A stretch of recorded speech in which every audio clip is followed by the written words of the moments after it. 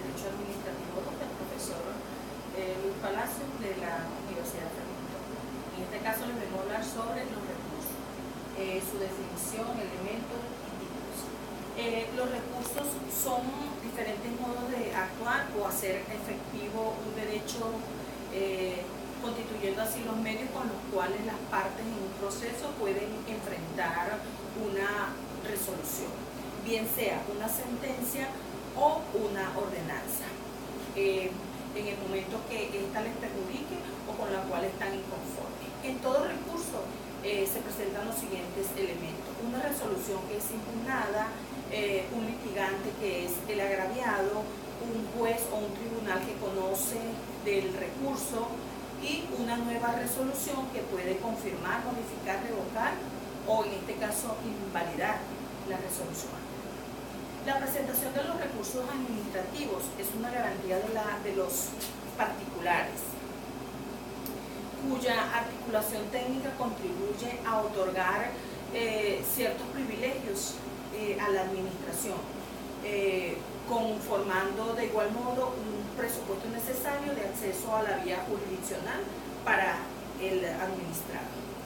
Cuando el particular se ve afectado en sus derechos e intereses, podría accionar mediante el ordenamiento jurídico con un sistema de recursos en la vía administrativa, como por ejemplo con la Ley Orgánica de Procedimientos Administrativos, la LOPA, que plantea los siguientes tipos de recursos.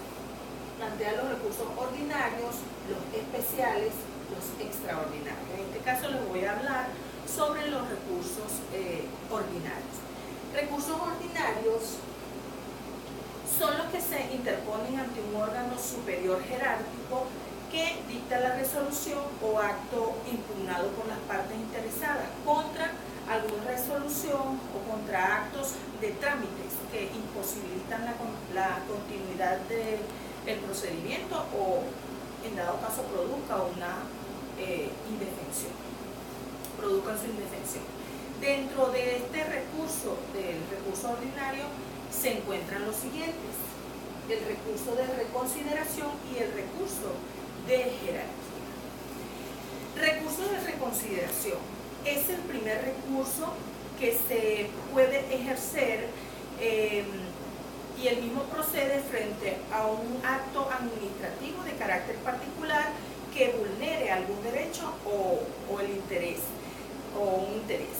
Se interpone frente al mismo funcionario que emitió el acto o que realizó el acto en los 15 días hábiles siguientes a la notificación. El recurso de reconsideración está contemplado en la Ley Orgánica de Procedimientos Administrativos en su artículo 94.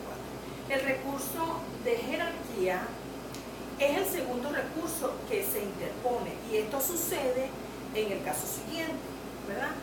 Cuando una vez que se agota el recurso de reconsideración y el funcionario ratifica el acto administrativo, es decir, no modifica su contenido o transcurren los 15 días siguientes a la modificación y el funcionario lo que hace es el silencio administrativo o promueve el silencio administrativo, entonces en este caso se introduce el recurso o se interpone, mejor dicho, el recurso de jerarquía. Ello está articulado en el artículo 95 de la Ley Orgánica de Procedimientos administrativos. Bien, es todo.